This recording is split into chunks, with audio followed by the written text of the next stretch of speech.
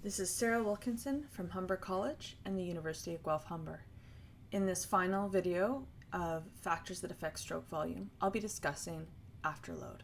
In this series, I've covered what is cardiac output, stroke volume, and heart rate, the regulation of heart rate, as well as factors affecting stroke volume. Let's take a look at afterload. Recall that stroke volume is the volume of blood ejected from the heart ventricle with each beat.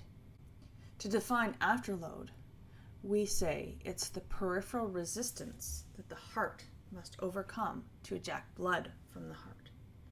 The peripheral resistance can be measured both at the aorta for the left ventricle and not pictured here, the pulmonary artery for the right ventricle. Let's take a closer look at this peripheral resistance as measured in the aorta. There's going to be a given amount of force exerted back towards the heart as it tries to exert blood from the left ventricle. If that force is large, there's a large resistance against which the left ventricle must push. If that resistance is low, there's a small resistance. So let's take a look at this. On the left-hand side, we have a low amount of peripheral resistance, and on the right-hand side, we have a high amount of peripheral resistance. The left-hand side, we would say, has a lower afterload, while the right-hand side has a higher afterload.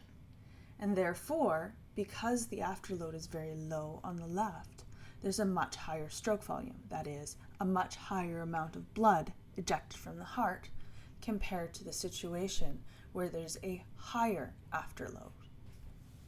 There are many factors that are going to determine afterload in both the aorta and the pulmonary arteries, and I will discuss just a few here. I'll discuss blood vessel stiffness, or we call compliance, the diameter of the blood vessels, as well as the number of blood vessels, but there are many, many more factors that are going to affect peripheral resistance, such as blood viscosity, blood vessel length, challenges with the lungs, etc. Let's start off with compliance. I've depicted here a artery. Got our arterial walls depicted by these lines here.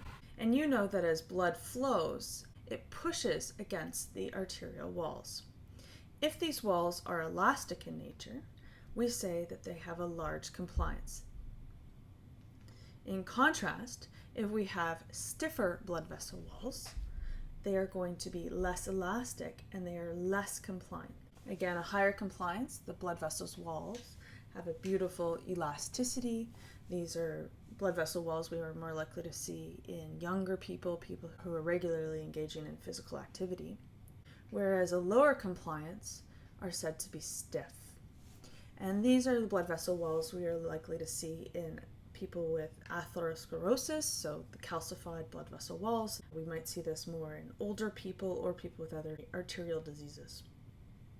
Higher compliance is going to result in less resistance around the body. So if we're talking about the systemic arteries, there will be lower afterload in the aorta, which will result in a much higher stroke volume, a much higher amount of blood ejected from the heart with each beat. In contrast, a lower compliance is going to offer more resistance and therefore a much higher afterload, which will result in a lower stroke volume.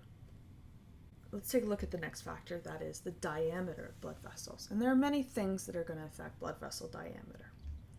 One of them is whether the blood vessel is vasodilated or not. As an example, at rest, a lot of our blood vessels tend to be vasoconstricted. And as a result of exercise, say a whole body exercise, many of the blood vessels actually vasodilate. So there's going to be a lower resistance offered during exercise and hence a higher stroke volume. Another example is two different arteries here. One has atherosclerosis and one doesn't. The one on the top is going to have a smaller diameter and offer more resistance to blood flow and therefore reduce stroke volume. Finally, in this video, as another example of things that are going to affect peripheral resistance, let's look at the number of blood vessels. And in this one, I'm going to put number in quotations. So here we've got an example of a capillary bed. We have our arteriole delivering blood to our capillary, and there we've got our venule leaving the capillary bed. You know that there is smooth muscle surrounding these capillary beds, and we call this the precapillary sphincter. Sometimes that smooth muscle closes the capillary bed, which will add to peripheral resistance. In contrast, if the smooth muscle relaxes, allowing blood to flow into the capillary bed, we're going to have a decreased resistance. While the number of blood vessels has not actually changed, the actual surface areas that blood has to flow into has. And so that's an example of lowering peripheral resistance. One of the ways we can think about a number of blood vessels is blood vessels that are open, so to speak. Another one is that there are differences between people in how many blood vessels they actually have, whether it's genetics or we can actually grow new capillaries, so angiogenesis. And this is one of the things that we actually see as a result of endurance trainings. People who are endurance trained have a much higher capillary density and hence a lower peripheral resistance.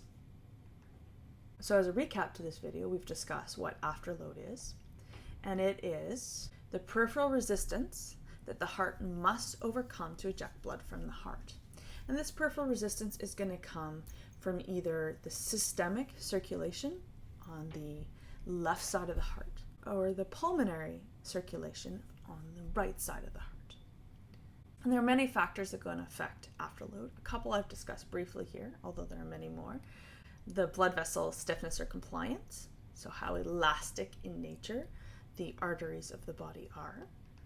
The diameter of the blood vessel, which can be affected by vasodilation or atherosclerosis or any number of different things, as well as the number of blood vessels, so whether the capillary beds are open or whether someone has a large capillary density due to regular endurance training. Like I said, there are other factors that are going to affect afterload in addition to what I've covered in this video.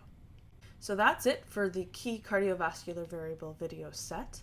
Hopefully it's led you to a better understanding of these really important measurements for exercise physiologists.